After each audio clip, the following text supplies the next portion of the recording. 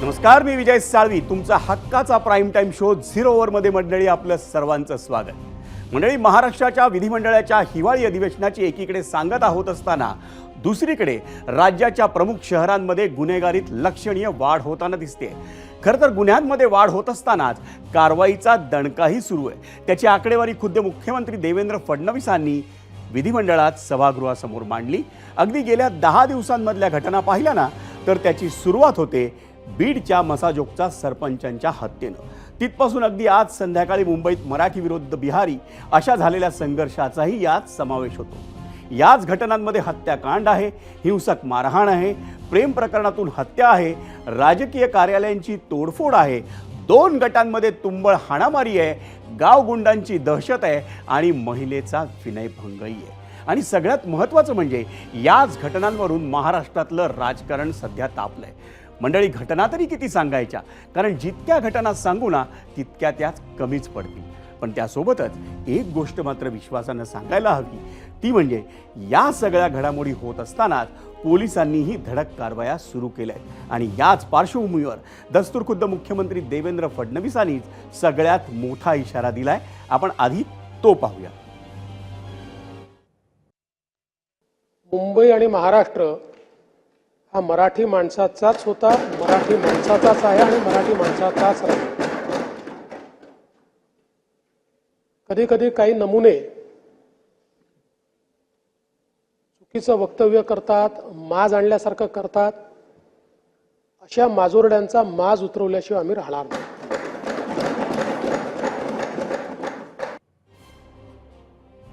आणि मंडळी, राज्यातल्या वाढत्या गुन्हेगारी घटनांच्या पार्श्वभूमीशीच निगडित आहे आमचा आजचा 0 ओव्हरमधला पहिला प्रश्न. आणि तो पाहण्यासाठी जाऊयात पोल सेंटरला.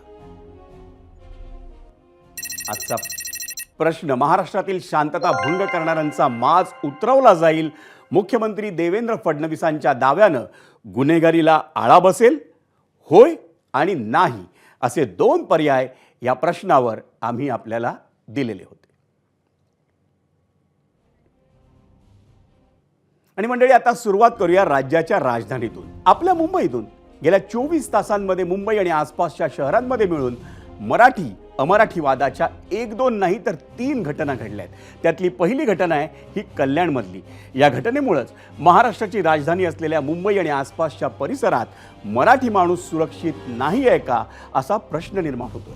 कारण कल्याणच्या एका उच्चभ्रू सोसायटीत एका मराठी कुटुंबाला अमराठी व्यक्तीनं गुंडांकडून बेदम मारहाण केली आहे. कारण काय, तर केवळ धूप लावण्यांवरून 2 महिलांचा वाद झाला आणि तो वाद सोडवण्यासाठी गेलेल्या देशमुख कुटुंबातील काही सदस्यांना आरोपी अखिलेश शुक्लानं जीवघेणी मारहाण केली. एवढंच नाही तर मारहाण करताना त्यानं मराठी माणसांविषयी अतिशय संतापजनक उद्गार काढलेत. मांस मच्छी खाणारे तुम्ही मराठी लोक घाणेरडे आहात. तुमच्यासारखे लोक मी झाडू मारायला ठेवतो. माझं कुणी काहीही करू शकणार नाही अशी संतापजनक शेरेबाजी ही शुक्लानं केली आहे. पण हे प्रकरण इथंच संपत नाही. आम्ही तक्रार देण्यासाठी गेल्यावर पोलिसांनी आम्हाला 5 तास बसवून ठेवलं आणि त्यानंतरही अतिशय किरकोळ गुन्हे दाखल केले असा आरोप देशमुख कुटुंबियांनी केलाय. या आरोपात तथ्य आहे असं वाटण्यास जागा आहे, कारण घटना 2 दिवसांपूर्वीची असूनही पोलिसांनी अटक सत्र आज दुपारी सुरू केलं. दुपारी 4च्या सुमाराला अखिलेश शुक्लानं पोलिसांसमोर आत्मसमर्पण केल्याची माहिती आहे. मंडळी, या प्रकरणाचे पडसाद अर्थातच नागपूरमध्ये सुरू असलेल्या हिवाळी अधिवेशनावरही उमटले. सर्वपक्षीय आमदारांनी या घटनेकडे लक्ष वेधलं आणि त्यानंतर मुख्यमंत्री देवेंद्र फडणवीस यांनी या घटनेबाबत सविस्तर निवेदन केलं. माजोरड्यांचा माज उतरवल्याशिवाय राहणार नाही. MTDCच्या सेवेत असलेला आरोपी शुक्लाला निलंबित करण्यात आलंय अशी माहिती फडणवीसांनी सभागृहाला दिली. हा अखिलेश शुक्ला MTDCचा कर्मचारी आहे. त्याच्यावर FIR नोंद झालेला आहे. खडक पत्नीवरी, दोघांवरी आहे. त्याची कॉपी आहे माझ्याकडे. खडकपाडा पोलीस स्टेशनमध्ये दाखल करण्यात आलाय. त्याला तात्काळ निलंबित करण्याची कारवाई या ठिकाणी करण्यात येते आहे. आणि कल्याणच्या मारहाणीच्या घटनेतला आरोपी अखिलेश शुक्लाला पोलिसांनी VIP ट्रीटमेंट दिली आणि आमच्याकडे सपशेल दुर्लक्ष केला असा आरोप या मारहाणीत जखमी झालेल्या अभिजित देशमुख यांनी केलाय. नंतर त्यांचा ज्यावेळी वाद चालला होता त्यावेळी ते बोलले की तुम लोग मराठी ऐसा लोग हो, गंदे लोग हो, मच्छी खाते हो, मटन खाते हो, तुम लोग यहाँ पे कैसे आते हो. त्यावेळी भरपूर वादावादी झाली. त्यावेळी बोलले की भाई तुमचा मॅटर आहे, तुम्ही दोघं सुलझा, मराठी माणसं नाव घेऊ नका. माझे सहकारी मित्र, माझे भाऊ वगैरे सगळे गेले होते. पहाटे 5 वाजेपर्यंत त्यांना बसून ठेवलं, गुन्हा दाखल नाही केला. लांडगे साहेबांनी त्याला एकदम व्हीआयपी ट्रीटमेंट दिली. त्यांनी सगळं पोलीस स्टेशन मॅनेज केले. त्यांना लांडगे साहेबांना रिक्वेस्ट करत होतो की गुन्हा नोंद करा, खून झाला. शर्ट त्यांना दाखवला रक्ताने भरलेला, पण नाही. पण शुक्लाला वेगळी ट्रीटमेंट होती, आम्हाला वेगळी ट्रीटमेंट होती. आणि आरोपी अखिलेश शुक्लानं हा भाषेचा वाद नसल्याचा दावा केला. पण ऐकतो तो काय म्हणतो. देशमुख फॅमिली आली. हे धीरज देशमुख आणि त्याचे लहान भाऊ हे येऊन माझी बायकोला खूप गालीगलोच हे करून ते सुरुवात केली आणि जोराजोराने दरवाजाला आपटू लागले आणि माझी बायकोची केस त्यांनी खेचून तिला एक झापड पण दिला. आणि त्याच्यानंतर मी हे सोडायला प्रयत्न केला आणि त्यांनी मला पण खूप शिवीगाळ केली. आणि त्याच्यानंतर हे लोक असा हे विषय जे आहेत हे दुसऱ्या बाजूनी करून हे व्हिडिओ व्हायरल करत आहेत. हा सारा प्रकार कल्याणमध्ये घडला. आता आपण कल्याणपासून थोडं मुंबईच्या दिशेने येऊयात आणि वाटेत असलेल्या ठाण्यात तिथं एका महिला रिक्षा चालकाला परप्रांतीयानं मारहाण केली. त्याचं झालं असं की विवियाना मॉल परिसरात रिक्षांना विशेष लेन असते, जिथं मॉलमधून ग्राहक बाहेर पडतात आणि रिक्षा घेतात. हे बहुतेक ठाणेकरांना मुंबईकरांना ठाऊक आहे, पण प्रत्येकाला घटना समजावी म्हणून सांगतोय. विवियाना मॉलच्या त्याच रिक्षा लेनमधल्या एका मराठी महिला रिक्षा चालकानं एक भाडं नाकारलं. त्यावर त्यांनी आपल्या रिक्षामध्ये गॅस कमी असल्याचं कारणही दिलं, पण त्यावेळी भाडं का नाकारलं म्हणून तिथं असलेल्या सुरक्षा रक्षकानं त्यांच्याशी हुज्जत घातली. दोघांमध्ये सुरू असलेली शाब्दिक बाचाबाची इतकी वाढली की महिला रिक्षा चालकानं त्याच्या कानशिलात लगावी. त्यावर सुरक्षा रक्षकानंही मारहाण सुरू केलं आणि त्यानं महिला रिक्षा चालकाला इतकं मारलं की तिचं नाक फुटलं. त्यानंतर या प्रकरणात मनसेची एंट्री झाली आणि मनसे कार्यकर्त्यांकडून परप्रांतीय सुरक्षा रक्षकाला चोप मिळाला. सॉरी बोल दीजिए.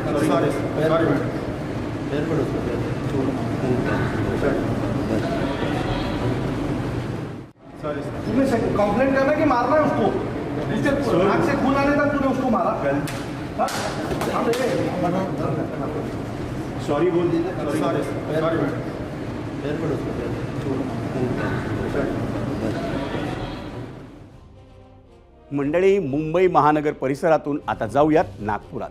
नागपूरमध्ये तर माणुसकीला काळीमा फासणारी एक घटना घडली.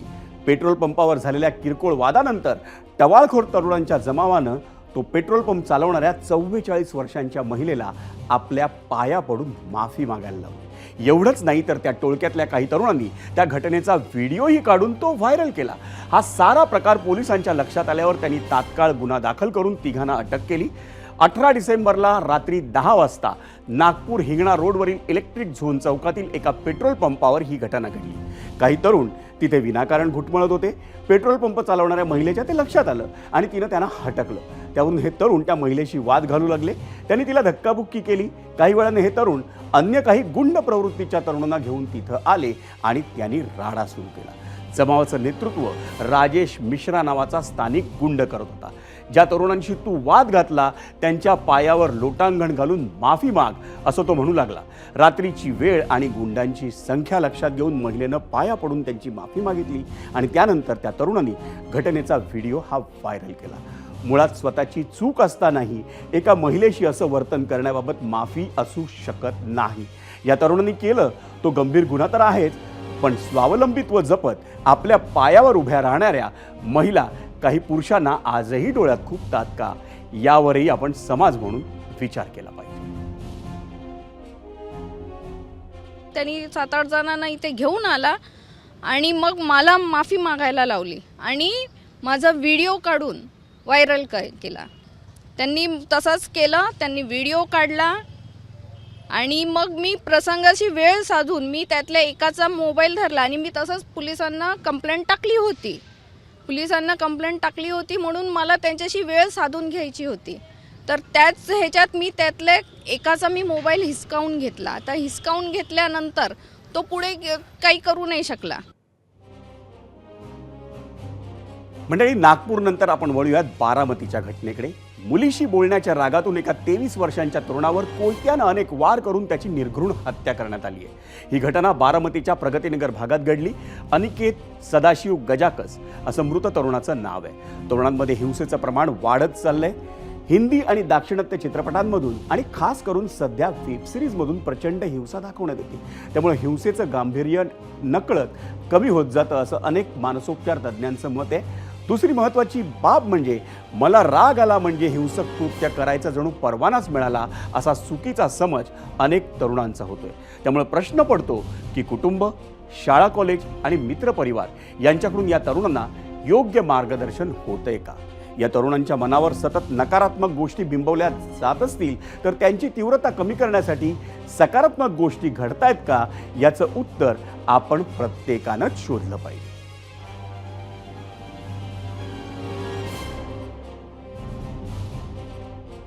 मंडळी, आज खरं तर या बातम्या तुमच्यापर्यंत पोहोचवत असताना आम्हालाही वेदना होत आहे की राज्यात नेमकं काय सुरू आहे. आणि म्हणूनच मुख्यमंत्री देवेंद्र फडणवीसांनी दिलेलं कायदा आणि सुव्यवस्थेचं आश्वासन जास्त महत्त्वाचं वाटतं. जसं मी सुरुवातीलाच सांगितलं होतं की राज्यातल्या गेल्या 10 दिवसांमधल्या गुन्ह्यांची चर्चा करायची झाली तर त्यात सर्वात चिंताजनक आहे ते बीड जिल्ह्यातील मसाजोगचे सरपंच संतोष देशमुख यांची झालेली हत्या आणि ते प्रकरण. या हत्या प्रकरणातील सर्व आरोपींवर कलम 302 सह मकोकाचा गुन्हा दाखल करण्यात येणार असल्याची घोषणा मुख्यमंत्री देवेंद्र फडणवीसांनी केली आहे. बीडचे पोलीस अधीक्षक अविनाश बरगळ यांचीही बदली करण्यात आली आहे. पोलीस महानिरीक्षकांच्या अध्यक्षतेखाली SITची स्थापना करण्यासोबतच न्यायालयीन चौकशीची घोषणाही मुख्यमंत्र्यांनी केली. बीड जिल्ह्यात कायदा सुव्यवस्थेची पाळंमुळं खोदण्यात येतील असंही मुख्यमंत्री म्हणाले. आरोपी वाल्मिक कराड हा एका गुन्ह्यात सहभागी असल्याचं दिसतंच आहे, पण दुसऱ्यातही त्याचा सहभाग तपासू असं जाहीर करतानाच वाल्मिक कराडवर कारवाई होणारच असं मुख्यमंत्री म्हणालेत. सरपंच संतोष देशमुखांच्या कुटुंबियांना 10 लाख रुपयांची मदत करण्यात आली आहे. या बीड जिल्ह्यामध्ये अशा प्रकारच्या क्रिमिनल ऍक्टिव्हिटी करणारे जे कोणी असतील यांची पाळंमुळं आम्ही खणून काढू. आणि यांच्यावर तर मी सांगितलेलं आहे, कारण सगळ्यांवर गुन्हे आहेत, त्यामुळे 302 वगैरे सगळं तर लागेलच, पण सोबत यांच्या सोबत काम करणारे जेवढे लोक आहेत वेगवेगळ्या गुन्ह्यांमध्ये, हे सगळे एकत्रितपणे मकोकाच्या गुन्ह्याला पात्र होतात. त्यामुळे यांच्यावर मकोका देखील या ठिकाणी लावण्यात येईल. हा जो काही गुन्हा घडलाय याचा मास्टर माइंड कोणीही असला तरी त्याच्यावर कारवाई केलीच जाईल. आपण वारंवार वाल्मिक कराडचं नाव घेतलं म्हणून नाव घेऊन सांगतो की या गुन्ह्यामध्ये, एका गुन्ह्यात तर त्याचा पुरावा दिसतोच आहे, त्याच्यावर कारवाई होणारच आहे, पण याही गुन्ह्यामध्ये जर वाल्मिक कराड बद्दलचे पुरावे असतील तर तो कोण आहे, कुठल्या पक्षाचा आहे, कोणाकोणासोबत फोटो आहे, सगळ्यांसोबतच आहे. आमच्यासोबत आहे, यांच्यासोबत आहे, पवार साहेबांसोबत आहे, सगळ्यांसोबत आहे. कोणासोबत फोटो आहे याचा विचार न करता कारवाई केली जाईल. IG लेवल अधिकारी यांच्या अंतर्गत SIT तयार केलेली आहे. ती SIT या प्रकरणाची पूर्ण चौकशी करेल. आणि दुसरीकडे, कारण शेवटी SIT चौकशी करताना गुन्ह्याच्या अनुषंगाने करते, इकोसिस्टीमच्या अनुषंगाने चौकशी झाली पाहिजे, म्हणून न्यायालयीन चौकशी देखील या संपूर्ण प्रकरणाची या ठिकाणी केली जाईल. मुख्यमंत्री देवेंद्र फडणवीसांनी कारवाईची ग्वाही दिली तर तिकडे सरपंच संतोष देशमुख यांच्या कुटुंबानं एक मागणी केली. आपण तीही पाहूया. म्हणजे कुणाला सस्पेंड केलं, कुणाला काय केलं, माझं जे पहिल्या दिवशीपासूनचा जे शब्द आहे, मी समाधान एकाच गोष्टीवर होईल की माझा भाऊ तर गेला आहे. मला ज्या दिवशी माझ्या भावाला मी, माझं कुटुंब, गाव आणि सर्व जाती धर्मातील लोक ज्यावेळेस न्याय देतील त्यावेळेस मी समाधानी असेल.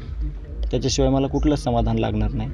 आणि त्यांनी जी कारवाई केली, त्याची तपास लावला आहे, त्याच्यामधून त्यांनी माझी जी आत्ताची मागणी आहे जे समाधानाची, की ह्या लोकांना सगळ्यांना अटक करून ह्यांना फाशीची शिक्षा दिली पाहिजे, मगच मी तुम्हाला सांगेल की मी समाधानी आहे का नाही. की काम चालू आहे त्यांचं, त्यांनी SIT स्थापन केली आहे, त्यांचे स्पेशल पथकं नेमणूक झालेली आहे. पण आज म्हणतो आहे की उद्या संध्याकाळपर्यंत बाकीचे आरोपी अटक करा. आणि या संपूर्ण प्रकरणात विरोधी पक्षांमधून जितेंद्र आव्हाडांनी काही गंभीर आरोप केलेत, तर 3 दिवसांपासून हिवाळी अधिवेशनाकडे न फिरकणाऱ्या धनंजय मुंडेंनी अखेर या प्रकरणावर आपलं मौन सोडलं. आम्ही कोणालाही सोडणार नाही. तुम्ही वाल्मिक कराडला मोकळं सोडून टाकलं. त्याला सांगितलं का आम्ही 302चा आरोपी करणार आहोत. ज्या खंडणीतनं ही हत्या झाली ती खंडणी मागितलीच आहे वाल्मिक कराडनी. जर वाल्मिक कराड हा मुख्य आरोपी आहे तर त्याला वाचवण्याचं काम कशासाठी? आणि स्वतः मंत्री मोदी ताठ मानेने येऊन जगाला सांगतायत की वाल्मिक कराड माझा खास माणूस आहे. हे आम्ही नाही सांगत ना, टी व्हीवरती स्वतः धनंजय मुंडे येऊन सांगतायत. महाराष्ट्राची आज फसवणूक झाली. मी सुरुवातीपासून म्हणतोय की हे व्यवहारातनं झालेलं भांडण आहे, ज्यातनं अतिशय निर्गुण हत्या ही संतोष देशमुखांची झाली आणि अशा प्रकारे हत्या झाली आहे की त्याचं समर्थन कोणीच करू शकत नाही. हे बघा, या घटनेमध्ये ज्यांनी कुणी या आरोपींनी जशा पद्धतीने संतोष देशमुखांची हत्या केलेली आहे त्यांना फाशी झाली पाहिजे, ही माझी स्पष्ट भूमिका आहे. मंडळी, आपल्या गेल्या 10 मिनिटांमध्ये राज्याच्या कानाकोपऱ्यातल्या अशा घटना सांगितल्यात आपण, ज्याचं राजकारण होतं आणि त्याचा समाजकारणावरही परिणाम होतोय. त्यामुळेच या विषयावर चर्चा करण्यासाठी आपल्या सोबत आहेत सामाजिक कार्यकर्त्या अंजली दमानिया. आपण त्यांच्याशी बातचीत करूया गेस्ट सेंटरवर. अंजलीजी, आपलं स्वागत आहे एबीपी माझाचा हा खास शो 0 ओव्हरमध्ये. आणि खऱ्या अर्थानं दुर्दैवानं आपल्याला ही आज चर्चा करावी लागते. नेमकं एक सामाजिक कार्यकर्ता म्हणून आपण अनेक वर्ष महाराष्ट्र पाहत आहे. नेमकं आत्ता असं काय झालंय की गेल्या काही दिवसांमध्ये अचानक गुन्हेगारीच्या घटना आपल्याला प्रत्येक ठिकाणी दिसत आहेत. म्हणजे कल्याणमध्ये एका घरात मराठी कुटुंबाला मारहाण होते, तिथं मसाजोगमध्ये सरपंच देशमुखांची हत्या होते, इकडे एका महिला रिक्षा चालकाला मारलं जात आहे. लोकांवर पोलिसांची दहशत राहिलेली नाही आहे का कायदा सुव्यवस्थेची?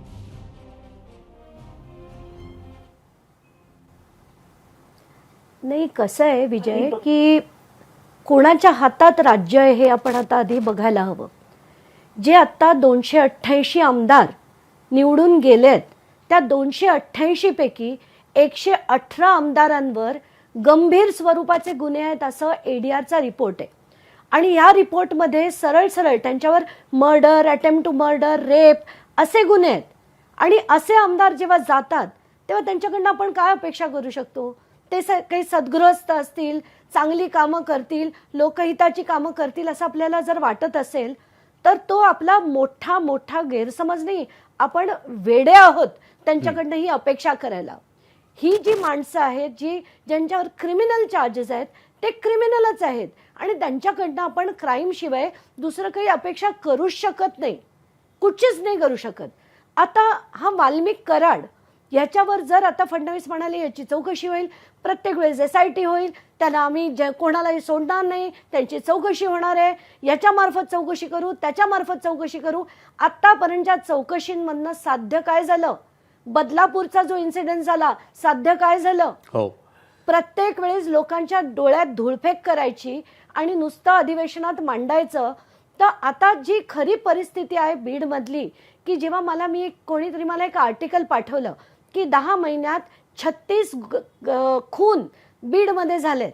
हे जेव्हा मी आर्टिकल तिथल्या एका पत्रकारांना पाठवलं त्यांचा मला फोन आला आणि ते मला म्हणाले, ताई खरं आत्ताची ही जी घटना आहे ती अतिशय गंभीर आहे आणि त्यांचे जे फोटो होते ते बघितल्यानंतर ना डोकं सुन्न झालं, सुन्न, की हे काय आहे, ही माणसं असू कशी शकतात. आणि जर कोणी म्हणालं की बाबा तो विष्णू चाटे आहे त्यांनीच त्याचा खून केला असेल असं कोणी मानू शकेल का? उद्या दाऊदला जर कोणी सुपारी दिली तर दाऊद जाणार आहे का खून करायला? त्याची माणसंच पाठवणार ना तो. मग ही जी आहे त्याची चौकशी होऊन तर किती दिवसात होईल म्हणाल्यावर त्यांना प्रश्न विचारला गेला तर फडणवीसांना, तर ते म्हणाले येत्या 3 ते 6 महिन्यात. का लागतो एवढा वेळ?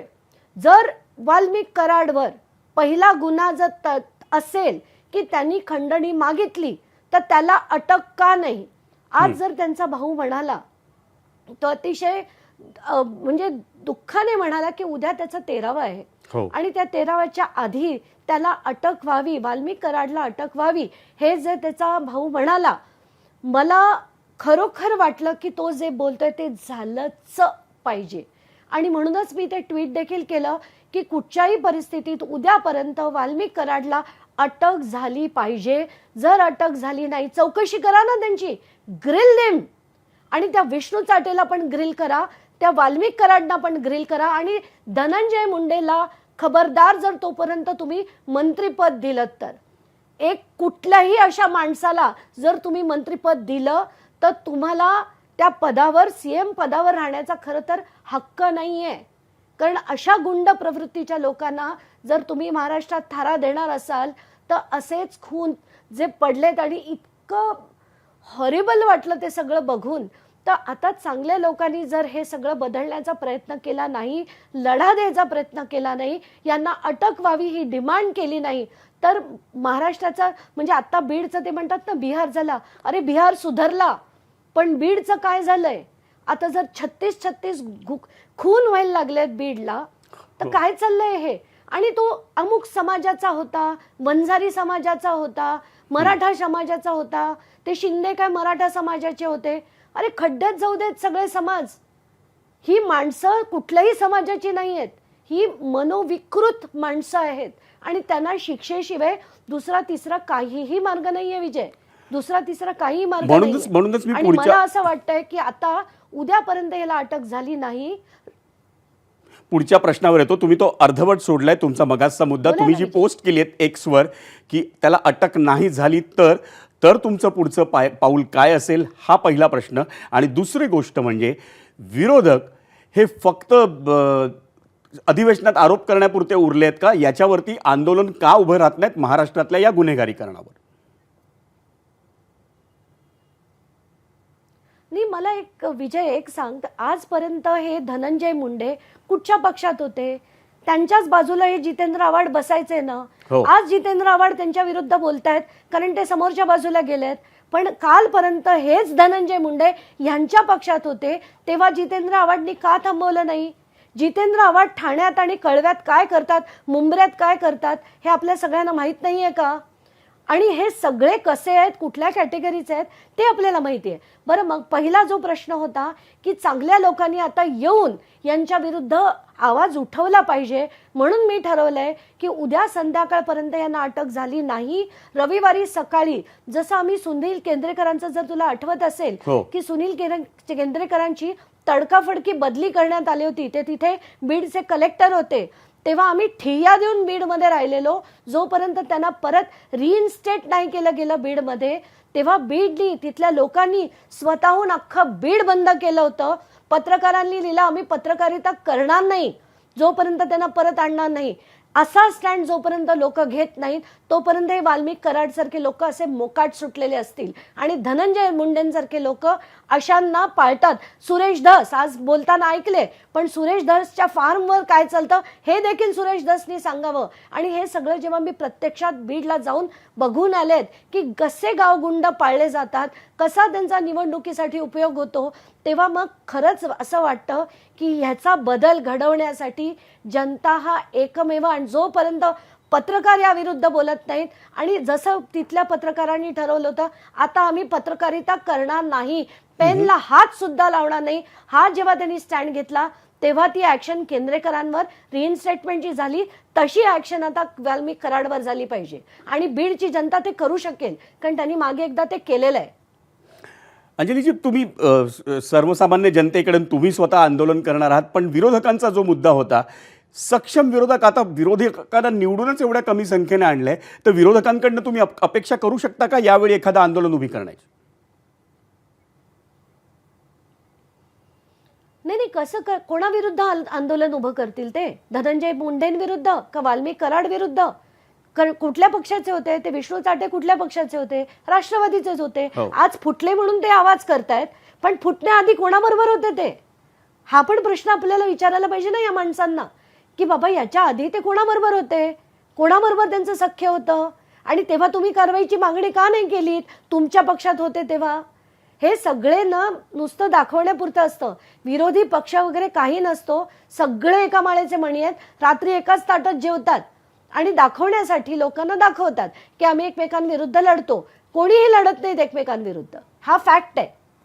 याचा अर्थ या सगळ्या गेल्या 10 दिवसातनं जनतेनं काय धडा घ्यायला पाहिजे याचं, कारण आपण जर निवडून विरोधक पण असतील किंवा सत्ताधारी पण असतील, जर अशाच प्रकारे देणार असू ज्यांची गुन्हेगारी पार्श्वभूमी आहे, तर जेव्हा आपण निवडणूक असते तेव्हा सर्वसामान्य जनतेने एक मतदार म्हणून कसा विचार करायला हवा की जेव्हा सत्ताधाऱ्यांना तुम्ही मोठ्या संख्येने निवडून देता तेव्हा तितक्याच ताकदीनं आपल्याला सक्षम विरोधकही उभे करायला हवेत आणि गुन्हेगारी पार्श्वभूमी नसलेले.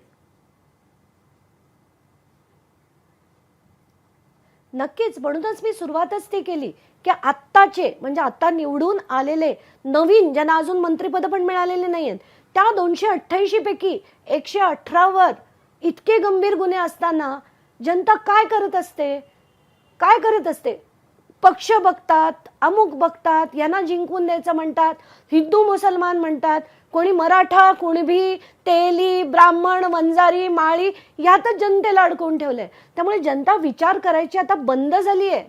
त्यांना हे कळत नाही की हे सगळे जण सत्ताधारी आहेत किंवा विरोधी पक्षातले आहेत. हे लोकांच्या डोक्यात भुसा भरवत आहेत आणि त्यांना एकमेकांविरुद्ध लढवून देत आहेत. आज गावागावाची परिस्थिती काय झाली आहे? कोणी विचार केला याचा? ओबीसी विरुद्ध मराठा, गावागावात त्याची परिस्थिती, जे 2 चांगले मित्र असायचे ते एकमेकांचं तोंड सुद्धा बघत नाहीयेत आणि हे राजकारणी बनतात. आज एकमेकांना भेटायला जातात, एकमेकांना गुच्छ काय देतात आणि लोकांची जी गावागावातली परिस्थिती आहे ती इतकी बिकट होत चालली आहे. तर मला असं वाटतं आता लोकांना जागं करण्याची वेळ आली आहे आणि जी करण्याची गरज आहे. म्हणून आपण बीडला हा लढा दिला पाहिजे. जर वाल्मिक कराडला उद्या संध्याकाळपर्यंत अटक झाली नाही तर परवा सकाळी मी इथून बीडला जाणार आहे, हे ब्रह्मवाक्य आहे. धन्यवाद अंजलीजी. आपल्या भावना अतिशय तीव्रपणे आपण या एबीपी माझाच्या 0 ओव्हर शोमध्ये मांडल्यात त्याबद्दल आपले आभार पुन्हा एकदा. तर मंडळी, या 0 ओव्हरमधल्या ज्याचं नाव खऱ्या अर्थानं 0 ओव्हर चर्चा जनहिताची, या जनहिताच्या चर्चेत एक गोष्ट स्पष्ट झाली की आपण निवडणुकीत मतदान करतो तेव्हा काय लक्षात घेऊन मतदान करतो ह्याचा आपण पुन्हा पुन्हा विचार करायला हवा. म्हणजे आता बातमी आहे ठाकरे फडणवीस भेटीची. तुम्ही म्हणाल अहो ही भेट तर 2 दिवसांपूर्वीच झाली आहे. तर मंडळी पुन्हा एकदा सांगतो, आज पुन्हा ठाकरे आणि फडणवीसांची भेट झाली. त्याचं झालं असं की आज मुंबईमधून एक बातमी आली की शिवसेना ठाकरे पक्षाचे खासदार संजय राऊतांच्या बंगल्यांची 2 अज्ञात व्यक्तींनी रेकी केल्याचा प्रकार. संजय राऊत हे भांडूपमध्ये राहतात. सकाळच्या सुमारास बाईकवरून आलेल्या दोघांनी त्यांच्या घराची रेकी केली. अज्ञातांकडे 8 ते 10 मोबाईल होते. सध्याच्या घडीला पोलीस राऊतांच्या घरी पोहोचलेले आहेत आणि राऊतांच्या घराची आधीही रेकी करण्यात आल्याची माहिती समोर येते. मुंबईत रेकीची बातमी आल्याने नागपुरात माजी मंत्री आदित्य ठाकरेंनी मुख्यमंत्री देवेंद्र फडणवीसांची भेट घेतली. राऊतांच्या घराची रेकी झाल्याप्रकरणी चौकशी करण्याची मागणी आदित्य ठाकरेंनी केली. यावेळी बोलताना आदित्य ठाकरेंनी एकनाथ शिंदेंना टोला लगावला. आधीचे मुख्यमंत्री हे घटनाबाह्य होते त्यामुळे त्या मुख्यमंत्र्यांकडे गेलो नाही, मात्र आताच्या मुख्यमंत्र्यांसोबत झालेल्या भेटी मोजू नका असं आदित्य ठाकरेंनी सांगितलं आणि त्यांच्या या वक्तव्याची सध्या चर्चा सुरू आहे. शिवसेनेचा नेता खासदार म्हणून सुद्धा सुरक्षा व्यवस्था असते, पण देवेंद्र फडणवीस म्हणण्यापेक्षा एकनाथ शिंदे मुख्यमंत्री झाले, पण गृहमंत्री फडणवीस होते. आम्ही राजकारणामध्ये आपल्यावर टीका करतो, आमच्या भूमिका मांडतो, म्हणून तुम्ही आम्हाला शत्रू समजता आणि शत्रू समजता म्हणून तुम्ही या टोकापर्यंत येता की तुमच्या जीवितात सुद्धा धोका निर्माण झाला तरी आम्हाला त्याची पर्वा नाही. या महाराष्ट्रामध्ये अशा प्रकारचं राजकारण कधी झालं नव्हतं. मागचे मुख्यमंत्री नव्हते, ते घटनाबाह्य मुख्यमंत्री होते. कॉन्ट्रॅक्टर मंत्री, सीएम म्हणजे कॉन्ट्रॅक्टर मंत्री होते आणि सकाळी देखील म्हटलेलं चेहऱ्यावरचं बघून मुख्यमंत्री होते. नाही, भेटी मोजू नका. आज आम्ही मुख्यमंत्री देवेंद्र फडणवीस साहेबांना भेटलो, कारण सगळेच आमदार शिवसेना उद्धव बाळासाहेब ठाकरे पक्षाचे जाऊन भेटलो. याचं कारण एकच आहे, आम्ही या सदनात वेगळे विषय मांडत असतो आणि मांडत राहू. आणि या सगळ्या घडामोडी होत असताना तिकडे शिंदेंच्या शिवसेनेने मात्र संजय राऊतांच्या बंगल्याच्या रेकी प्रकरणावरून पलटवार केलाय. नाही, सांगितलं असेल विधान भवनामध्ये जे सांगितलेलं आहे ते खरं मानून त्याच्यावर कार्यवाही केली जाते. होम डिपार्टमेंट त्याच्या संदर्भातली दखल घेईल. संजय राऊत यांच्या घराची रेकी करताना 2 संशयित आज सीसीटीव्ही मध्ये समोर आलेले. काय झालं त्याला काय नसतो, त्यांनीच माणसं पाठवले असतील. त्याला कोण रेती करताय? तर माझा माल आहे तो, त्याला कोणीच काही करणार नाही. तर माझा माल आहे तो, त्याला कोणीच काही करणार नाही. आणि मंडळी, आता जाऊयात परभणी, जिथे संविधान शिल्पाचा अपमान प्रकरणानंतर हिंसक आंदोलन झालं. संतप्त जमावानं एसटी बसवरही दगडफेक केली होती. त्याच दगडफेक प्रकरणात सोमनाथ सूर्यवंशी नावाच्या तरुणाला अटक झाली. त्याला न्यायालयीन कोठडी झाली आणि त्याच कोठडीत त्याचा मृत्यू झाला. त्यानंतर फक्त परभणीच नाही तर राज्यभरात त्याचे पडसाद उमटू लागले. या घटनेनंतर परभणीमध्ये अशोक घोरबाण या पोलीस अधिकाऱ्यानं वाजवीपेक्षा अधिक बळाचा वापर केला असल्याची तक्रार समोर आली आणि त्यांच्या निलंबनाची विरोधकांनी मागणी केली. त्यावर मुख्यमंत्री देवेंद्र फडणवीसांनी आज सभागृहात निवेदन दिलं आणि विरोधकांच्या काही मागण्यांवर त्यांनी उत्तरही दिलं. या सगळ्या प्रकरणातले ते आरोपी असले तरी देखील गरीब समाजाचे आहेत, वडार समाजाचे आहेत, मागासवर्गीय आहेत आणि म्हणून पैशाने काही कोणाचा जीव परत येत नाही. तथापि त्यांच्या कुटुंबाला 10 लाख रुपयाची मदत ही राज्य सरकारच्या वतीनं केली जाईल. आणि ज्या शंका उपस्थित झाल्या, शेवटी शंका जर उपस्थित झाल्या असतील तर त्याचं निरसन झालं पाहिजे. केवळ एकतर्फी होऊन चालणार नाही. आणि म्हणून या सगळ्या प्रकरणाची न्यायालयीन चौकशीही केली जाईल. मुख्यमंत्री देवेंद्र फडणवीसांनी निवेदन दिलं असलं तरी विरोधकांचं समाधान मात्र झालेलं नाही. कारण मुख्यमंत्री देवेंद्र फडणवीसांच्या निवेदनानंतरही काँग्रेसचे आमदार नितीन राऊत आणि पवारांच्या राष्ट्रवादी काँग्रेसचे आमदार जितेंद्र आव्हाडांनी आपण असमाधानी असल्याचीच भावना व्यक्त केली. अत्यंत चुकीची माहिती सभागृहामध्ये आज माननीय मुख्यमंत्र्यांनी दिली आणि फसवणूक करण्याचा या ठिकाणी प्रयत्न केला. पोलिसांना वाचवण्याचं आणि ज्यांनी संविधानाच्या शिल्पाची मोडतोड केली त्याला वाचवण्याचा प्रयत्न माननीय मुख्यमंत्र्यांनी केला. त्याचा मी या ठिकाणी निषेध करतो. सूर्यवंशी ह्याचा मृत्यू कसा झाला? एक हुशार माणूस आहे सूर्यवंशी. मुख्यमंत्री साहेबांनी त्याच्या बाबतीत कुठल्याही गांभीर्याने निवेदन केलं नाही सूर्यवंशीच्या बाबतीत. म्हणजे पोलिसांच्या अॅट्रॉसिटीज आणि पोलिसांना प्रोटेक्ट करण्याचं काम एक मुख्यमंत्री म्हणून त्यांनी केलं. मंडळी, गेल्या काही दिवसात महाराष्ट्रात घडलेल्या अनेक हिंसक घटनांचा आपण आढावा घेतला. त्यामागील कारणांचं सखोल विश्लेषणही केलं आणि याच्यावरच निगडीत होता आमचा आजचा प्रश्न. आणि त्यावर सोशल मीडियावर आपल्यासारख्या सुजाण प्रेक्षकांनी शेकडोनी प्रतिक्रिया दिल्या. त्यातील काही निवडक प्रतिक्रिया पाहूयात मीडिया सेंटरला. आधी पाहूयात आपला आजचा प्रश्न काय होता. आजचा प्रश्न होता, महाराष्ट्रातील शांतता भंग करणाऱ्यांचा माज उतरवला जाईल. मुख्यमंत्री देवेंद्र फडणवीसांच्या दाव्यानं गुन्हेगारीला आळा बसेल, होय आणि नाही असे 2 पर्याय आम्ही आपल्याला दिलेले होते. त्याच्यावरचा कौल आपण पाहणं, पण त्याआधी पाहूयात आपल्या प्रतिक्रिया. गोपाळ दंडगवाळे एक्सवर म्हणतात, फडणवीसांनी या विधानसभेत महाराष्ट्रातील 2 बलाढ्य घराण्यांचा माज उतरवलाय, तर मग या अमराठी विस्थापितांचा माज उतरवणं काय अवघड आहे?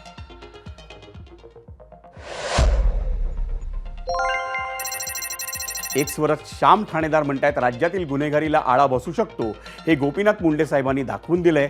फडणवीसांनी मुंडे साहेबांचा आदर्श डोळ्यासमोर ठेवून कारभार केला तर राज्यातील गुन्हेगारीला नक्कीच आळा बसू शकेल.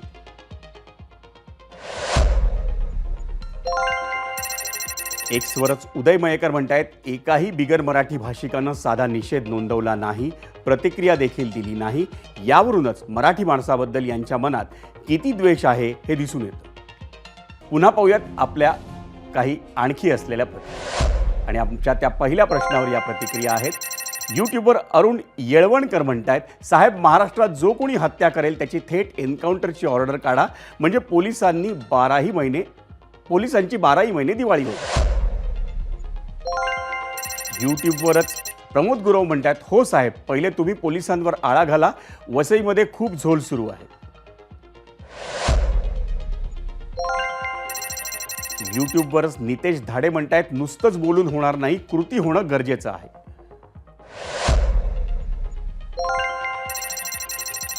एक्सवर संजय विधाते म्हणतायत, मुत्सद्दी चाणक्य अशा सुसंस्कृत राजकारणी देवेंद्रजींना या प्रकारच्या भाषेचा अवलंब करावा लागतो. यावरूनच गुन्हेगारीनं कोणती पातळी गाठली हे लक्षात यावं. फरक पडणारच. देवेंद्रजींचा अभिमान आहे महाराष्ट्राला. फेसबुकवर श्यामल जाधव म्हणतायत, गेल्या 3 वर्षात किती गुन्हेगारी वाढली आहे ते बघा. महाराष्ट्रच UP बिहार करून ठेवलंय. इंस्टाग्रामवर सुरेश मोटे म्हणतात, मुख्यमंत्री देवेंद्र फडणवीस यांनी जे उचललेलं पाऊल आहे ते योग्य आहे आणि त्यांच्या करारीपणामुळे निश्चितच महाराष्ट्र शांत राहील याची 100% खात्री आहे. इंस्टाग्रामवर दीपक पाटील म्हणतात, राजकीय नेत्याचा हस्तक्षेप वाढल्यानं कायदा आणि सुव्यवस्था वेशीवर टांगली जाते. कारण जो तो आमदार आणि मंत्री त्याच्या मर्जीतले अधिकारी आणून गुन्हेगारीला खतपाणी घालतो. ज्या दिवशी राजकीय नेत्यांचा हस्तक्षेप राहणार नाही त्या दिवशी गुन्हेगारीला आळा नक्की बसेल.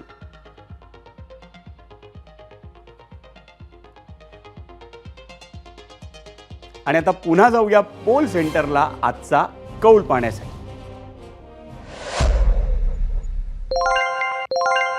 आपला प्रश्न होता, महाराष्ट्रातील शांतता भंग करणाऱ्यांचा बाज उतरवला जाईल. मुख्यमंत्री देवेंद्र फडणवीसांच्या दाव्यानं गुन्हेगारीला आळा बसेल. यूट्यूबवर एकूण मतं आली 50,000. होय असं म्हणतायत 64% प्रेक्षक, 36% म्हणतायत नाही. एक्सवरचा कौल आपण पाहतोय. 43% प्रेक्षक म्हणतायत होय, 57% प्रेक्षक म्हणतायत नाही.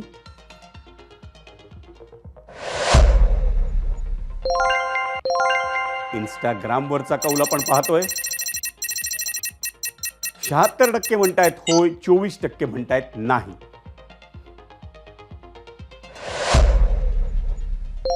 आणि फेसबुकवरचा कौल आपण पाहतोय. आपल्या प्रश्नावर आलेला, आपल्या प्रश्नाला उत्तर देताना 55% प्रेक्षक म्हणतायत होय आणि 45% प्रेक्षक म्हणतायत नाही.